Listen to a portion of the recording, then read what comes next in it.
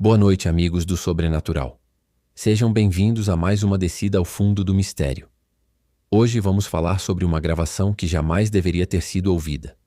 Um áudio tão estranho, tão perturbador, que foi escondido por anos dentro dos arquivos de uma delegacia. Mas o mais assustador é o motivo pelo qual a polícia nunca quis divulgá-lo. Preparem-se, porque essa história não é só uma lenda urbana. Ela tem raízes em relatos reais que circulam nos cantos mais escuros da internet. Se você é novo aqui, inscreva-se agora para não perder as próximas descidas ao porão do terror. A história começa em 1998, na pequena e esquecida cidade de Ravenswood, no interior dos Estados Unidos. Imaginem um lugar comum, daqueles que você passa de carro e nem nota. Casinhas antigas, ruas vazias, cercado por florestas densas que parecem engolir a luz do dia. Quase nada de incomum acontecia por lá, até o desaparecimento de uma jovem de 23 anos chamada Helena Foster. Helena era conhecida por ser gentil, reservada, o tipo de pessoa que sorria para todo mundo na rua. Ela trabalhava como fotógrafa amadora, sempre com sua câmera pendurada no pescoço, capturando momentos simples da vida. No dia em que desapareceu, ela saiu de casa para registrar o pôr do sol em uma área próxima ao lago Coldridge. Um lugar bonito, mas isolado, com águas geladas que dão nome ao lago. Ela disse à mãe que voltaria antes do anoitecer, mas nunca mais voltou. As buscas começaram imediatamente. Policiais locais, voluntários da comunidade e até cães farejadores vasculharam cada pedaço da floresta. Imaginem a cena. Lanternas cortando a escuridão, gritos chamando pelo nome dela ecoando entre as árvores, o cheiro de terra úmida e folhas podres no ar.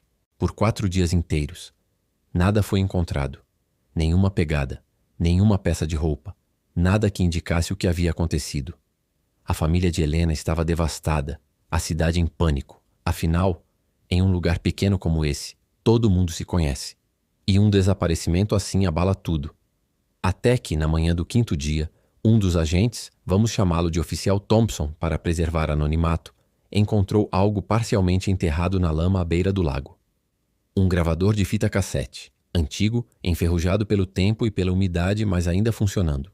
Dentro dele, uma fita já no final da rotação, como se tivesse sido usada recentemente. O policial, curioso e esperançoso de que pudesse ser uma pista, levou o gravador para a delegacia. E foi ali que o pesadelo começou de verdade. Ao dar o play, o som que saiu das caixas foi de imediato perturbador. Eram barulhos de passos correndo na terra fofa, vento forte balançando as folhas e algo como o som distante de água batendo nas pedras.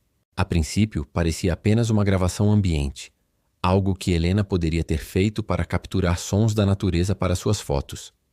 Mas depois de alguns segundos, uma voz feminina começou a chamar por ajuda. Era Helena, sem dúvida. A família confirmou pela voz trêmula e ofegante. Ela repetia frases curtas como se estivesse fugindo de algo invisível. "Tem alguém aí? Por favor, não me deixa sozinha." Os investigadores ficaram em silêncio absoluto na sala, o ar ficando pesado. Até aí, tudo parecia dentro do possível. Uma mulher perdida pedindo socorro. Mas então, o áudio revelou algo impossível. No relatório de perícia, o legista responsável pelo caso confirmou. O corpo de Helena havia sido encontrado 12 horas antes da fita ser gravada. Sim, vocês ouviram direito. O corpo dela, já sem vida, fora descoberto na floresta horas antes com sinais de hipotermia e afogamento parcial. Como uma pessoa morta poderia ter pedido ajuda depois da própria morte? Pausa para pensar nisso. Isso desafia toda a lógica, toda a ciência. As autoridades tentaram explicar de todas as formas possíveis. Erro de data no gravador, falha mecânica, talvez uma manipulação por alguém. Mas nenhuma hipótese se sustentava. A fita era autêntica, analisada por especialistas em áudio forense. E o áudio parecia real demais, com ecos que não podiam ser falsificados na época. Durante semanas, os peritos da polícia tentaram decifrar cada detalhe do som. Eles usaram equipamentos avançados para amplificar, desacelerar e filtrar o áudio. E foi então que notaram algo inquietante, algo que gelava a espinha de quem ouvia. Ao fundo, quase imperceptível sob os ruídos, havia uma segunda voz. Uma voz rouca masculina que parecia sussurrar frases curtas como um eco distorcido. Quando o áudio era desacelerado para metade da velocidade, essa voz se tornava mais nítida e dizia repetidamente: "Ela ainda está aqui." Imaginem o choque na sala de perícia. Uma voz desconhecida, não identificada, falando como se soubesse algo além do véu da morte. A partir desse momento, o caso tomou outro rumo, virando de um simples desaparecimento para algo sobrenatural. Um dos investigadores, o sargento Mark Holloway, um homem experiente, casado, pai de família, ficou obcecado pela gravação. Ele passava horas ouvindo e reouvindo o áudio em seu escritório sozinho, com fones de ouvido, tentando entender o que significava aquela voz. Colegas relataram que ele começou a mudar. Insônia constante, olhos vermelhos, pesadelos onde via Helena correndo na floresta. Pior ainda, ele dizia ouvir Helena chamando seu nome mesmo com o gravador desligado, como se a voz tivesse se infiltrado em sua mente. Mark, ajude-me. Ele murmurava para si mesmo nos corredores da delegacia. 3 dias depois dessa obsessão, Holloway foi encontrado morto dentro da própria casa.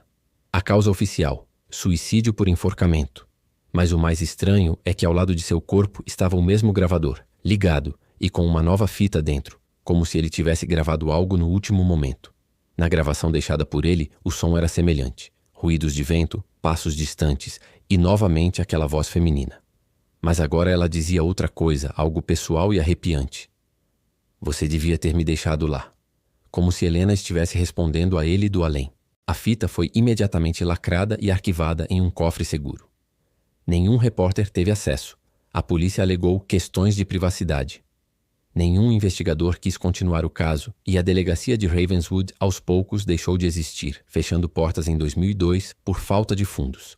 Mas anos depois, um ex-policial aposentado revelou em uma entrevista anônima para um podcast underground que a fita não era a única. Segundo ele, existiam 3 gravações no total.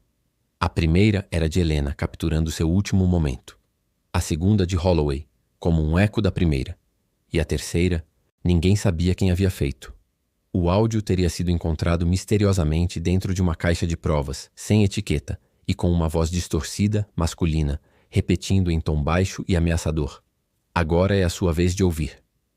O entrevistado relatou que essa terceira gravação foi analisada por peritos de áudio independentes fora da polícia, mas todos relataram sentir mal-estar intenso, náuseas, ansiedade extrema, dores de cabeça que duravam dias após escutar. Um deles, inclusive, teria abandonado a profissão, alegando que aquela voz ficava na cabeça. Os arquivos, segundo essa fonte, foram incinerados em 2006, após um incêndio acidental na sala de evidências da antiga delegacia. Nenhum backup foi salvo, ou pelo menos é o que dizem oficialmente. Mas, como sempre acontece com essas histórias, algumas cópias digitais começaram a circular na internet anos depois. Fragmentos curtos, sem contexto, postados em fóruns obscuros como Reddit's r/NoSleep, 4chan ou canais anônimos no YouTube. Em um desses vídeos, é possível ouvir claramente uma respiração forte e um som semelhante a um batimento cardíaco que acelera até parar de repente. E logo depois um sussurro gelado. Alguém está ouvindo. Esses fragmentos rapidamente foram removidos da rede, deletados por moderação ou, quem sabe, por algo mais sinistro.